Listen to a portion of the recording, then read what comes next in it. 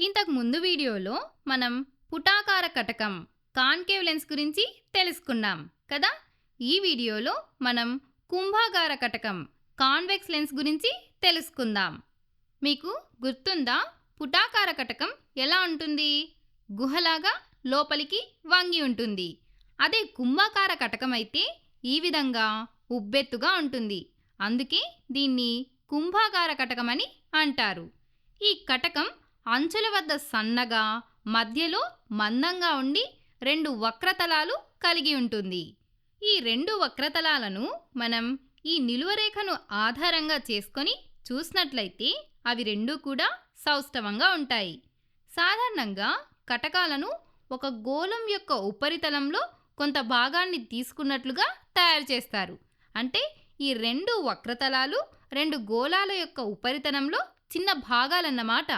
అందుకే వీటికి రెండు వక్రతా కేంద్రాలు, సెంటర్ ఆఫ్ కర్వేచర్స్ ఉంటాయి. సరే, ఇప్పుడు మనం ఈ కటకం గుండా ప్రయాణించే కాంతి కిరణాలు ఎలా వక్రీభవనం చెందుతాయో తెలుసుకుందాం. అందుకోసం ముందుగా మనం కటకం గుండా పోయే ఒక ప్రధాన అక్షాన్ని, ప్రిన్సిపల్ యాక్సిస్ని గీద్దాం. ఈ ప్రధాన అక్షం కటక దృక్కేంద్రం అంటే ఆప్టికల్ సెంటర్ గుండా ప్రయాణిస్తుంది. అలాగే దీనిపైన ఈ రెండు వక్రతలాల వక్రతా కేంద్రాలు అంటే సెంటర్ ఆఫ్ కర్వేచర్స్ కూడా ఉంటాయి. సరే, ఇప్పుడు మనం ప్రధాన అక్షానికి సమాంతరంగా వచ్చే ఒక కాంతి కిరణం కటకంపై పతనం చెందిందని ఊహించుకుందాం. ఇక్కడ కటకం చుట్టూ ఉన్న గాలి విరళయానకం, రేరర్ మీడియం. కటకం తయారైన గాజు సాంద్రతర యానకం, డెన్సర్ మీడియం. కాబట్టి కాంతి కిరణం ఎక్కువ వేగంతో ప్రయాణించగలిగే విరళయానకం నుండి తక్కువ వేగంతో ప్రయాణించగలిగే సాంద్రతర యానకంలోకి ప్రవేశించినప్పుడు స్నెల్ నియమం ప్రకారం అది లంబం వైపుకు వంగి ప్రయాణిస్తుంది. దీని గురించి ఇంకా బాగా అర్థం చేసుకోవడానికి మనం ఇంతకు ముందు వీడియోల్లో కాంతి కిరణాలు విరళయానకం నుంచి సాంద్రత యానకంలో ప్రయాణించినప్పుడు ఎలా ప్రవర్తిస్తాయో అనే విషయాన్ని కారు ఉదాహరణ తీసుకొని వివరంగా తెలుసుకున్నాం.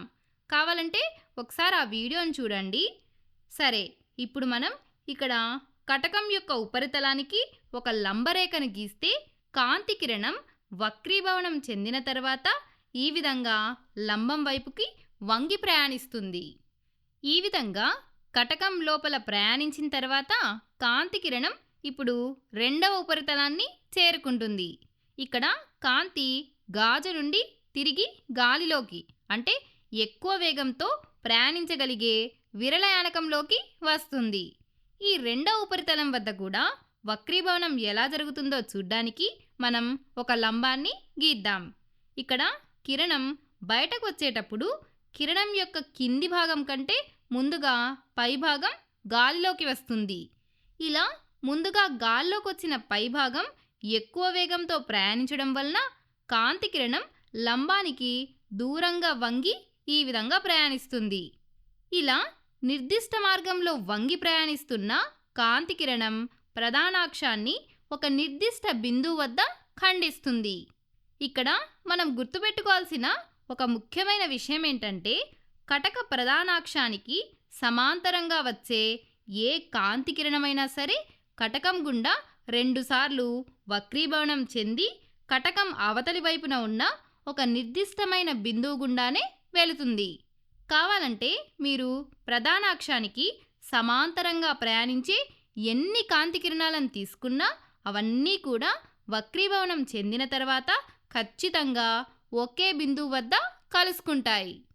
ఇలా సమాంతరంగా వచ్చే కాంతి కిరణాలన్నీ కటకం గుండా ప్రయాణించి ఏ బిందువు వద్దైతే కేంద్రీకరించబడతాయో ఆ నిర్దిష్ట బిందువునే కటక నాభి, ఫోకస్ అని అంటారు. అలాగే ఈ కటకం యొక్క మధ్య భాగం నుండి అంటే దృక్కేంద్రం నుండి ఈ నాభికి మధ్య ఉన్న దూరాన్ని నాభ్యాంతరం, ఫోకల్ లెంత్ అని అంటారు. మనం ఇంతకు ముందు తెలుసుకున్నాం కదా, ఈ కుంభాకార కటకం పూర్తిగా సౌష్టవంగా ఉంటుంది. దీనివల్ల మనం కాంతి కిరణాలను ఎడమవైపు నుండి పంపితే అవి కుడివైపున నాభి వద్ద కేంద్రీకృతమవుతాయి. అలా కాకుండా మనం కాంతి కిరణాలను కుడివైపు నుండి పంపితే అవి ఎడమవైపున ఉన్న బిందువు వద్ద కేంద్రీకృతమవుతాయి. కాబట్టి ఒక కటకానికి ప్రధాన అక్షం పైన 2 నాభులుంటాయి. కాంతి కిరణాలు ఏ వైపు నుండి వస్తున్నాయనే దాన్ని బట్టి సరిగ్గా వ్యతిరేక దిశలో ఉన్న నాభి వద్ద కాంతి కిరణాలన్నీ కేంద్రీకృతమవుతాయి.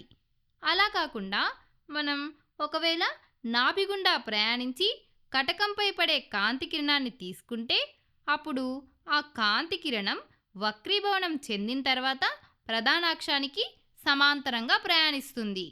సో ఇప్పుడు మనకు కటకాల గుండా ప్రయాణించే కాంతి కిరణాల మార్గం ఎలా ఉంటుందో స్పష్టంగా తెలిసింది. కాబట్టి ఇప్పుడు మనం కటకం ద్వారా ప్రతిబింబం ఎలా ఏర్పడుతుందో రేఖాచిత్రాన్ని గీసి తెలుసుకుందాం.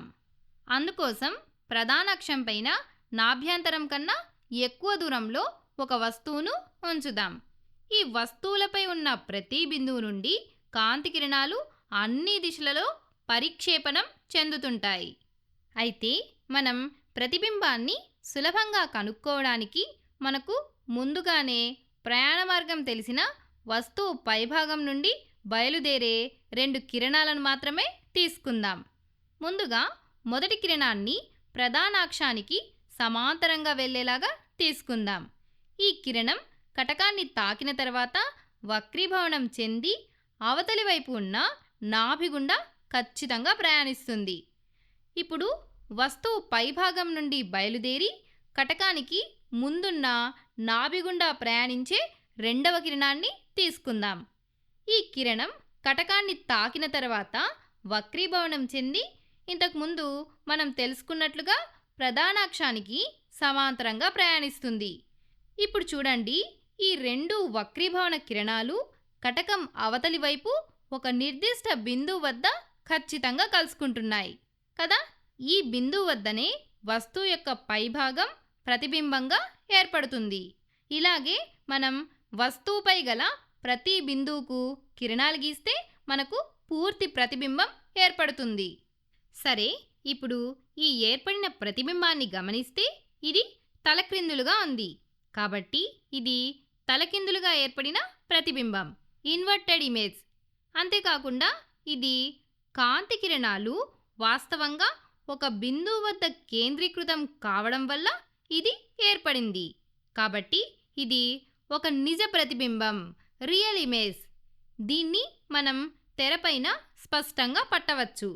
సో ఈ వీడియోలో మనం కుంభాకార కటకం కాంతి కిరణాలను ఎలా వక్రీభవనం చెందిస్తుందో, నాభి అంటే ఏంటో, అలాగే ప్రతిబింబం ఎలా ఏర్పడుతుందో రేఖాచిత్రాల ద్వారా స్పష్టంగా తెలుసుకున్నాం. తర్వాతి వీడియోలో మనం వస్తువును కుంభాకార కటకం ముందు వివిధ స్థానాల్లో ఉంచినప్పుడు ప్రతిబింబం ఎలా ఏర్పడుతుందో, అలాగే మరిన్ని రేఖాచిత్రాలను గీసి తెలుసుకుందాం.